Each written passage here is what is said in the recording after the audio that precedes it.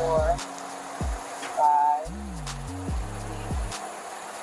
I think that's the absolutely most craziest thing I've ever. GloRilla never saw this curveball coming in her legal mess.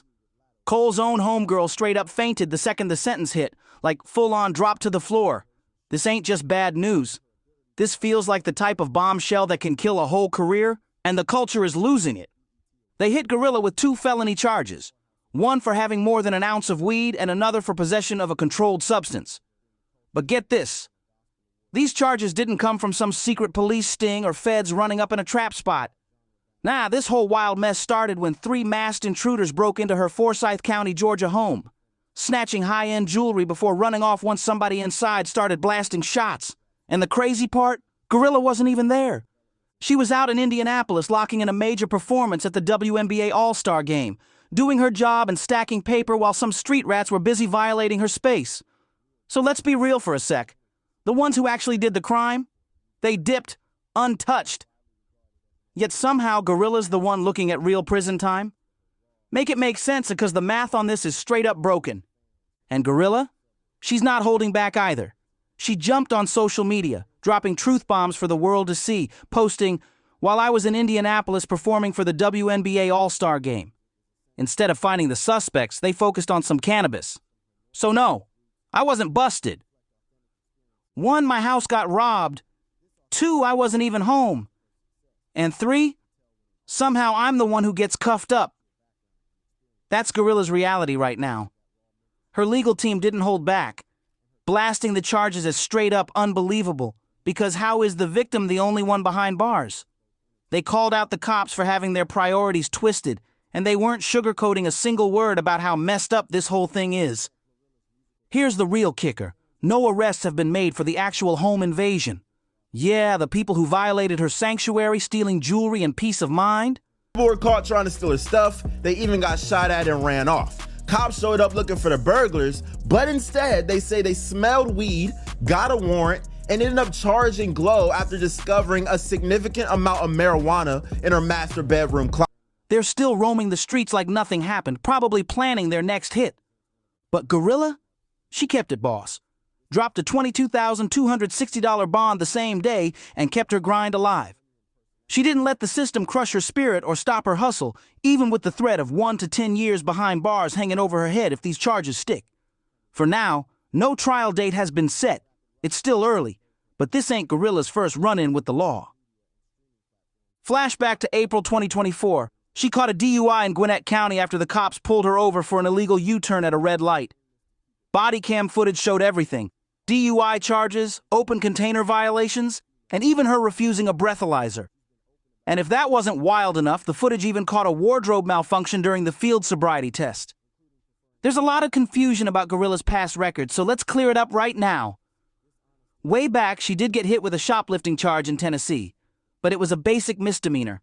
No jail time, no big media circus, just a mistake she moved on from.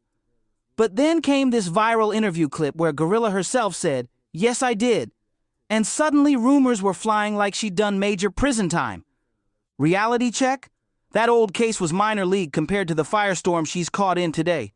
And the heaviest legal battle she's faced involves real heartbreak and lives lost. March 5th, 2023. A tragedy nobody saw coming.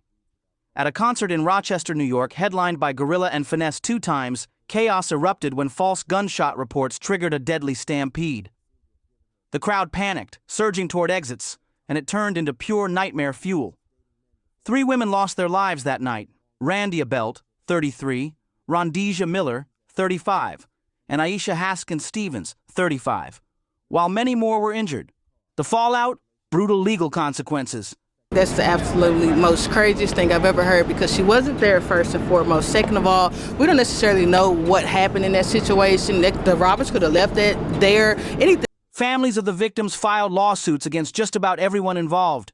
GloRilla, Finesse 2 times, the promoters, venue owners, security companies, even the city of Rochester and its police and fire departments, claiming wrongful death and negligence.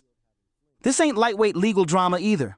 We're talking big questions: crowd control, venue safety, emergency planning, and just how much responsibility performers hold when things go fatally wrong. And it didn't stop there. In June 2024, a collective lawsuit dropped, filed by a whole group of concertgoers who were injured that night. The lawsuits didn't stop with fans. Even the New York State Supreme Court got involved, with injured concertgoers coming after the venue and organizers for damages. One silver lining for GloRilla: no criminal charges were filed against her.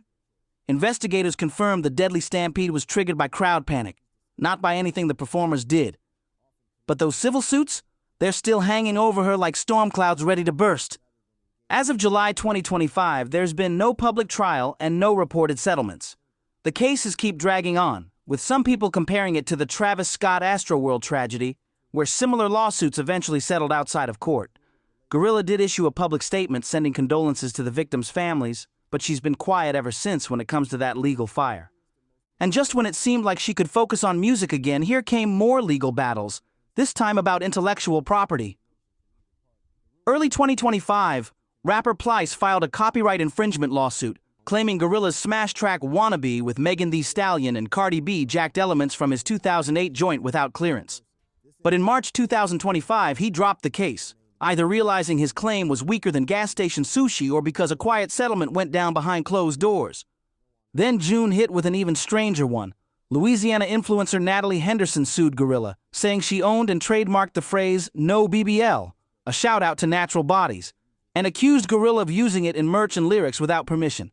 And let's not forget Atlanta investor Aristotle Varner Jr., who came for GloRilla's neck in May 2024, claiming she straight up scammed him out of $400,000. He did 3 years in jail. Wow. Yeah, I did. He said from stealing from Kmart cereal. Yeah. That don't sound right. No, I want you to be honest, because you've got this on the paper. I don't like the fact that you dug that up. No, we gonna cut the cameras. No, but dead ass, like, you didn't go to jail for 3 years for stealing cereal, right? Varner claimed he paid GloRilla for business consulting and social media promos that allegedly never happened. A classic example of the business drama artists face when leveling up from street hustle to major label life. And trust, this wasn't her first taste of industry beef. Back in 2022, GloRilla clashed with producer HitKid over who owned the rights to her breakout anthem, FNF, Let's Go. HitKid accused her of trying to cut him out of credits and royalties after she inked her deal with Yo Gotti's CMG label. Threats of lawsuits flew, social media turned into a battlefield, but in the end no official case was filed, and it all got handled quietly behind closed doors. But here's the bigger picture. GloRilla's legal war highlights deep systemic issues. How is it that she's looking at prison time, while the actual burglars who ransacked her home are still out here living free and smiling for selfies? It's a loud reminder of the broken priorities when it comes to policing successful black women from the hood. Through it all, the streets stayed loyal, riding with GloRilla, defending her name and calling out the injustice every step of the way. And GloRilla? She stayed solid and unshaken. She's been real about her situation, but smart enough not to spill details that could hurt her case. All these lawsuits, beefs, and legal attacks paint a clear picture. Rapid success in the music game comes with heavy, complicated baggage. And GloRilla is living proof of how hard it hits when you rise too fast and shake up the system. For GloRilla, juggling legal heat while still running up charts and staying street solid might be the biggest test of her career yet. But this ain't just about legal drama. This is one of the coldest come-up stories in hip-hop right now. Let's talk about Gloria Hallelujah Woods, born July 28, 1999, straight out of North Memphis. She came up in the Fraser neighborhood, known for real talent and real street cred. And she was the 8th of 10 kids in a deeply religious home. How proud are you of her? I am very proud. Extremely proud. What would it mean to have a Grammy for you? What would that mean? I'm a pass ad. I'm a faint. Ugh. Her roots, straight church life, gospel choirs, family values, and faith guiding every move. Originally homeschooled until 5th grade, she later attended Melrose High School, carrying that church influence heavy in her life. At first, she wasn't chasing rap at all. She dreamed of being a singer, rocking with her church choir every week. But life flipped the script. She lost her voice, switched lanes, and at 16 years old started rapping. And when she did, destiny came knocking and she answered loud. What could have been a setback turned into her blueprint for greatness. Grammy nods and Billboard hits didn't come easy. They came from grind.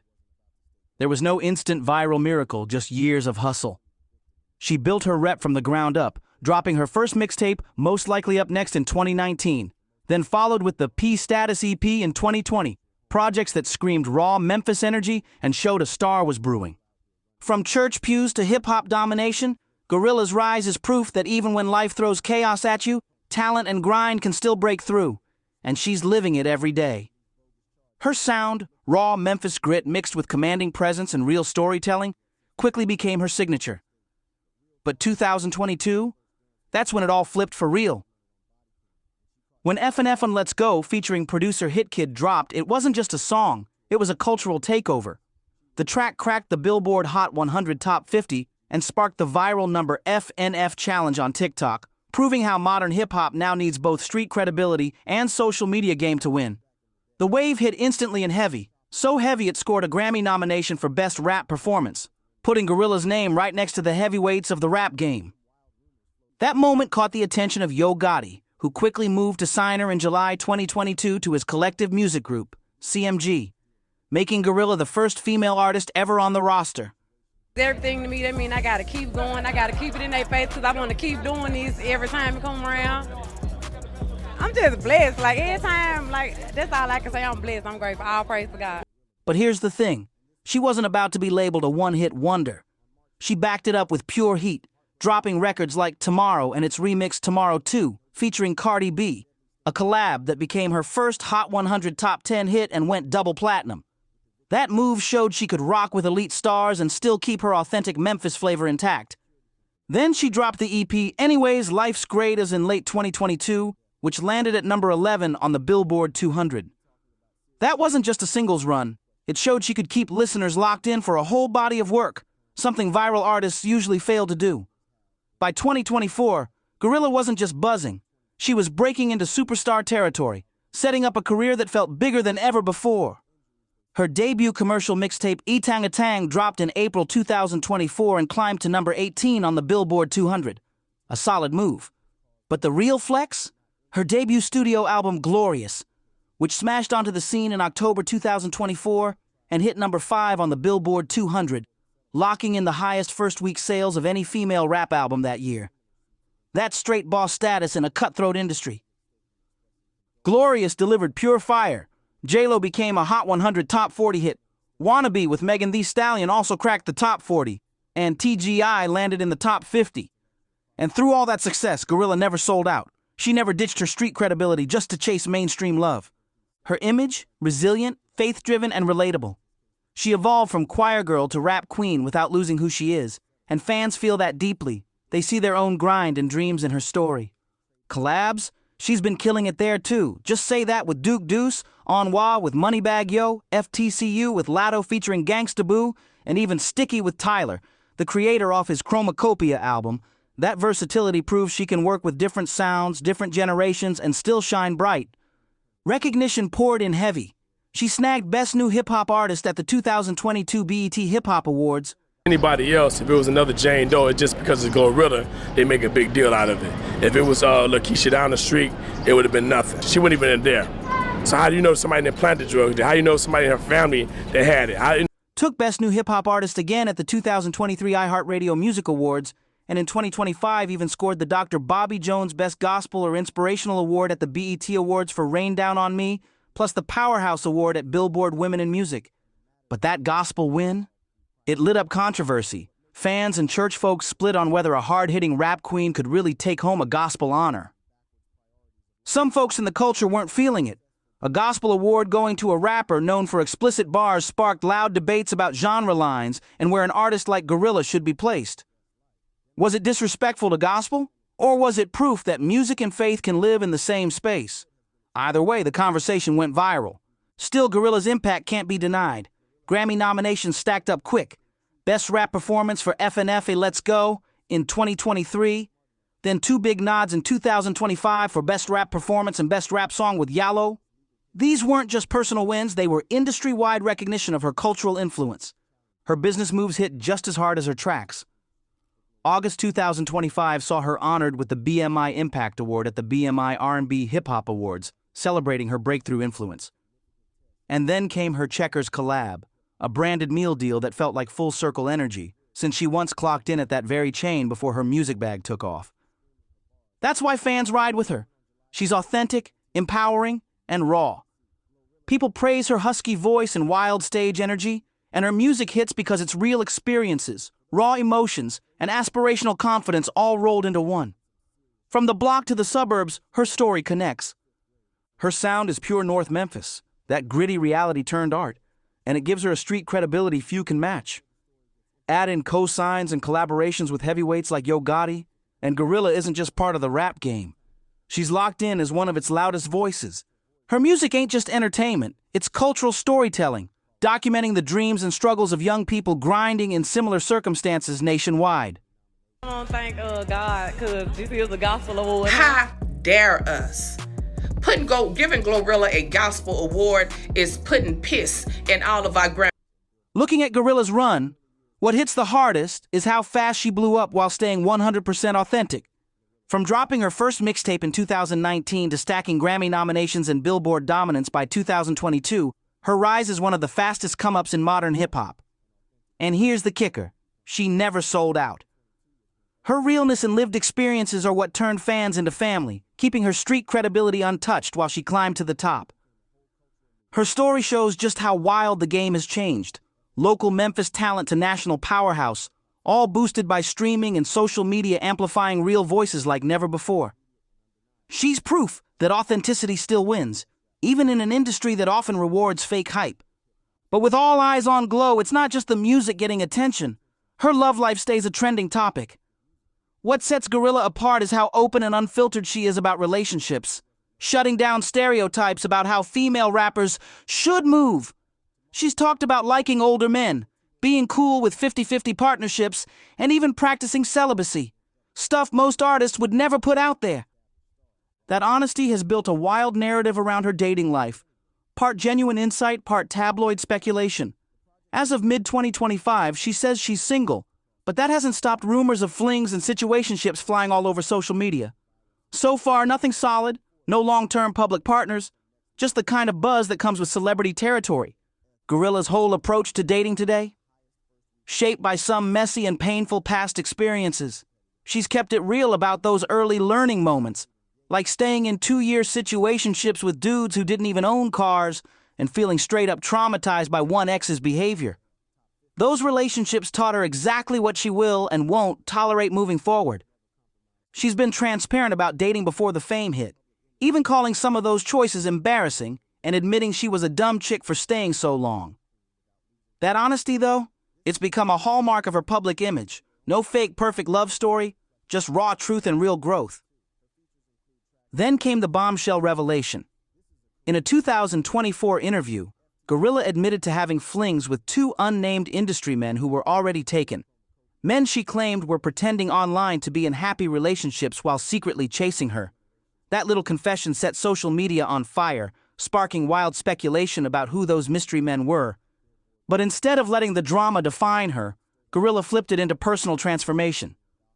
After being burned by what she saw as soft or unreliable men, she announced she was single and celibate until God sends me my husband. That came in November 2024, fresh off a 90-day celibacy challenge earlier in the year. A clear signal that she was choosing self-respect and spiritual growth over messy situationships. This wasn't just a PR move. It was a major shift in how she views love and trust, showing fans that even in the chaos of fame, you can choose boundaries and self-worth first. GloRilla's choice to go celibate wasn't just personal. It became part of her public image and even influenced her music. She's opened up in interviews, connecting the decision to her faith and a desire for a real long-term relationship instead of falling into the chaos of casual situations. But here's the twist. Even while she's openly preaching singleness and celibacy, her name keeps getting linked to big celebs. It's a wild contrast. Her words versus the constant tabloid speculation. These rumors often say more about how celebrity culture thrives on gossip than about GloRilla's actual love life. One of the earliest and loudest rumors? Drake, back in 2022. People swore they had some kind of situationship, but there's zero confirmation from either of them. Most of that talk likely came from industry networking and social media interactions, not real receipts. One of the spiciest rumors tied to GloRilla came in October 2024, when fans swore she had a thing with journalist Speedy Morman. Their chemistry during a complex 360 interview was undeniable, and when they both posted Us Never Them in April 2025, social media lost it, only for them to later reveal it was an April Fool's joke, insisting they were just friends. But the dating buzz didn't stop there. It just switched lanes. In June 2025, NFL player Xavier Legette starred as GloRilla's love interest in her Type of music video, which included intimate kissing scenes. That sparked heavy dating rumors, with some claiming it was even Instagram official. Critics, though, weren't buying it, saying it looked more like PR hype than real romance. Then came late July 2025, when GloRilla was linked to NBA star Brandon Ingram after being spotted at a nightclub in Cabo San Lucas, Mexico during her 26th birthday bash. Videos hit social media showing them dancing, holding hands, hugging, and leaving together, and fans immediately went wild over the pairing. Still, neither has confirmed anything, keeping it all in rumor territory. Even her business relationships fueled gossip. Early 2025 brought whispers about GloRilla and her label boss Yo Gotti, especially after he reportedly split from Angela Simmons. When GloRilla and Gotti walked a red carpet together in June 2025, rumors of a sugar daddy dynamic or secret romance hit the blogs. GloRilla later addressed it vaguely in interviews, but nothing concrete came out, with some claiming it was just jealousy-driven talk. Bottom line? GloRilla's love life is a media circus. Some truth, some clout-chasing gossip, but she keeps her boundaries tight, sharing enough to stay real, but never enough to lose control of her narrative. She's been open about being attracted to older men, which gives some context to why her rumored connections often involve established figures in sports and entertainment. Now that she's financially secure and thriving in her career, GloRilla has made it clear she wants partnership, not dependency. Her talk about going 50-50 in relationships challenges old-school gender roles and sparks conversations in the culture. But here's the thing. Most of her rumored relationships come from social media posts, casual interactions, or professional collabs, not confirmed romances. That's just how celebrity life works. Any handshake, photo, or flirty comment turns into a headline. And let's be real, these rumors often seem to pop up right when her career hits a new milestone, like the Xavier Legette buzz right when her video dropped, or the Brandon Ingram talk during her birthday trip. What separates GloRilla from a lot of other celebs? Her honesty about her past mistakes. She's admitted to being in embarrassing situationships and even making bad choices with men who didn't bring anything to the table. Instead of hiding it, she's owned it, and that vulnerability and growth are what fans find refreshing and real. Her faith plays a huge role too. Gloria Hallelujah Woods, her full name, speaks to her spiritual upbringing. Choosing celibacy until marriage lines up with her beliefs and adds depth to how she moves in relationships. From chart-topping records to headline-grabbing rumors, from legal battles to spiritual growth, GloRilla's life has been anything but boring. And as she continues to rise, one question stays on everyone's mind. What's next for this rap icon? If you enjoyed this video, like, subscribe, share, and drop your thoughts in the comments, and we'll see you on the next one.